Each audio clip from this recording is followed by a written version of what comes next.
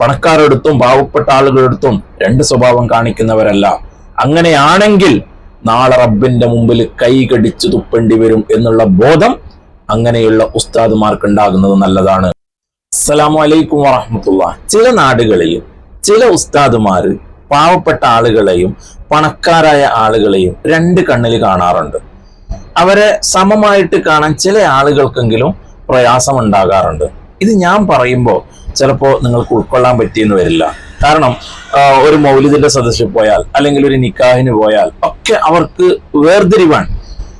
പണക്കാരായ ആളുകളെടുത്ത് ഒരു സ്വഭാവം, അതുപോലെ തന്നെ പാവങ്ങളായ ആളുകളെടുത്ത് ചില സ്വഭാവം. എന്നാൽ ഇത് ബഹുമാനപ്പെട്ട ഹുദവി ഉസ്താദ് തുറന്നു പറയുന്നുണ്ട്. നമുക്കൊന്ന് കേട്ടു വന്നാലോ? പാട്ടുണ്ടെങ്കിൽ ഞാൻ വരൂല എന്നൊക്കെ പറഞ്ഞ് ചില ഉസ്താദുമാർ കല്യാണത്തിൽ നിന്ന് വിട്ടു നിൽക്കും. എന്നാൽ ഇതേ ഉസ്താദുമാർ നാട്ടിൽ ഏറ്റവും വലിയ മുതലാളിയുടെ വീട്ടിൽ പാട്ടുണ്ടായ ആൾ പോവും ചെയ്യും. കുത്തുവൊക്കെ ഒന്ന് സ്റ്റൈൽ കൂട്ടി നന്നായിട്ട് കുത്തുപോകുകയും ചെയ്യും. ഗാനമേളുണ്ടെങ്കിൽ അവർ പോയിട്ട് നന്നായിട്ട് കുത്തുബയോ പ്രസംഗമൊക്കെ കഴിഞ്ഞ് നല്ല ഉഷാറായിട്ട് തിരിച്ചു വരും ചെയ്യും. എന്നൊരു പാവപ്പെട്ട ഏതെങ്കിലും ഒരാൾ വീട്ടിൽ ഒരു ഗാനമേളുണ്ടെങ്കിൽ ഞാൻ പോകില്ല എന്ന് പറഞ്ഞ് മാറിക്കും. അവിടെ ക്യാമറ ഉണ്ട്, അവിടെ വീഡിയോഗ്രാഫർ ഉണ്ട് എന്നൊക്കെ പറയും. ഇത് ചില സ്ഥലത്തെങ്കിലും നമ്മൾ കണ്ടിട്ടുണ്ടാവും അല്ലെ? ഇത് ആരും തുറന്നു പറയുന്നില്ല എന്നേ ഉള്ളൂ. ഉസ്താദ് തുറന്നു പറഞ്ഞു, അത്രേ ഉള്ളൂ. അതൊക്കെ പച്ചയായി അള്ളാന്റെ തീരുമാനങ്ങളെ അവർ കാറ്റിൽ പറത്തുക. പണക്കാർക്കൊരു വിധി, പാവപ്പെട്ടവനൊരു വിധി. എല്ലാവരും തുല്യരാണ്. ഞാൻ ചില സ്ഥലങ്ങളിൽ കാണാറുണ്ട്, ഏതെങ്കിലും ഒരു പാവപ്പെട്ട ഒരാളുടെ നിക്കാഹിനൊക്കെ പോയാൽ ആ നിക്കാഹിന്റെ മുമ്പ് ഒരു 10 മിനിറ്റ് പ്രസംഗിക്കണം എന്ന് പറഞ്ഞാൽ ചില ആളുകൾ, ചില ഉസ്താദന്മാരുണ്ട്, നിക്കാഹിന് മുമ്പ് പ്രസംഗം പറ്റൂല എന്ന് പറയും. നിക്കാഹിന് മുമ്പ് പ്രസംഗം പറ്റൂല, നിക്കാഹിന് മുമ്പ് പ്രസംഗിക്കാൻ പാടില്ലെന്ന്. എന്നാൽ അതേ ആളുകൾ ഒരു വലിയൊരു മുതലാളിയുടെ വീട്ടിൽ നിക്കാഹുണ്ടെങ്കിൽ പ്രസംഗിക്കുമ്പോൾ അവർക്കൊരു കുഴപ്പമില്ല. മനസ്സിലായോ? ഞാൻ കണ്ടതാണ്, ഞാൻ അനുഭവിച്ചതാണ്. അതായത് പാവങ്ങളായ ആളുകൾ ഒരു കണ്ണിൽ കാണുക, പണക്കാരായ ആളുകൾ ഒരു കണ്ണിൽ കാണുക, ഇതൊരിക്കലും ശരിയല്ല. ഇത് ഉസ്താദ് ഒരു കല്യാണത്തിന്റെ കാര്യം പറഞ്ഞു എന്ന് മാത്രം. അത് പല സ്ഥലങ്ങളിലും അത് പ്രകടമാകാറുണ്ട്.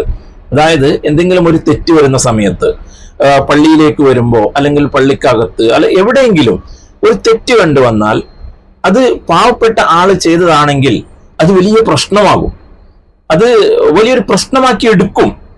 എന്നാൽ പണക്കാരായ ആളുകൾ അല്ലെങ്കിൽ പേരും പ്രശസ്തിയുള്ള ഒരാള് അങ്ങനെ എന്തെങ്കിലും വല്ല തെറ്റുകളും ചെയ്തു കണ്ടാൽ അത് കുഴപ്പമില്ലാന്ന് അതിന് മസലകള് പലതും ഉണ്ടാക്കിയിട്ട് അവരെ ന്യായീകരിക്കുന്ന ഒരവസ്ഥയും കാണാറുണ്ട്. എന്നാൽ ഇതൊന്നും ശരിയല്ല. ഒരു ഉസ്താദുമാരെടുത്തും ഇതുപോലെ ഉണ്ടാവാൻ പാടില്ല. എല്ലാ ഉസ്താദുമാരെയും കുറ്റം പറയുകയല്ല ഞാനിത്. ഇത് ചില ആളുകളെടുത്ത് ഇതുപോലെ ഉണ്ടാവാറുണ്ട് എന്നുള്ളതാണ്. എന്നാൽ വീഡിയോഗ്രാഫി പിടിക്കുന്ന സ്ഥലത്ത് അല്ലെങ്കിൽ ഫോട്ടോ എടുക്കുന്ന സ്ഥലത്ത് അല്ലെങ്കിൽ ഗാനമേളയുള്ള സ്ഥലത്ത് ഇങ്ങനെയുള്ള സ്ഥലത്തൊക്കെ പോകൂല എന്ന് പറഞ്ഞാൽ പോകൂല. അത്രയും തീരുമാനമെടുക്കുന്ന ഉസ്താദുമാരൊക്കെ നമ്മുടെ കാലഘട്ടത്തിൽ ഉണ്ടായിട്ടുണ്ട്, ഇപ്പോഴും ഉണ്ട്. അത് പാവപ്പെട്ട ആളുകളാണെങ്കിലും പണക്കാരാണെങ്കിലും എവിടെയാണെങ്കിലും അവരുടെ സ്റ്റാൻഡ് തന്നെയാണ്. പണക്കാരെടുത്തും പാവപ്പെട്ട ആളുകളെടുത്തും രണ്ട് സ്വഭാവം കാണിക്കുന്നവരല്ല. അങ്ങനെയാണെങ്കിൽ നാളെ റബ്ബിന്റെ മുമ്പിൽ കൈ കടിച്ചു തുപ്പേണ്ടി വരും എന്നുള്ള ബോധം അങ്ങനെയുള്ള ഉസ്താദുമാർക്ക് ഉണ്ടാകുന്നത് നല്ലതാണ്. അല്ലാഹു തആല നമ്മെല്ലാവരെയും നന്നാക്കി തരുമാറാവട്ടെ. ആമീൻ യാ റബ്ബൽ ആലമീൻ. അസ്സലാമു അലൈക്കും വറഹ്മത്തുള്ളാഹി.